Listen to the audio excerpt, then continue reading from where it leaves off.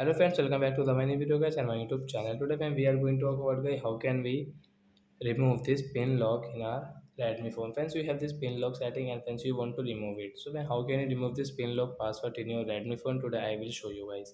So before starting video friend, first of all go and subscribe the channel guys, click the bell icon, like my video. So first of all guys we will on our phone setting to remove this pin lock. Then guys scroll it. Friends you can see guys your password and security guys, tap here. Guys you can see screen lock password setting guys, tap here. Enter your pin password guys, then guys click on turn off screen lock password setting and tap here to remove it. So friends your password, this pin lock password will remove in your Redmi phone guys, you cannot use. So like that guys, if you want to remove your pin lock, so you can remove in your Redmi phone. So that's it guys, thanks for watching the video guys. Now we will meet on next video guys with new topic. Before going guys, please comment, like the video, subscribe the channel, and if you have any doubt related to guys your pin lock setting, you can ask me in comment section guys, I will check, I will help you. Bye friends.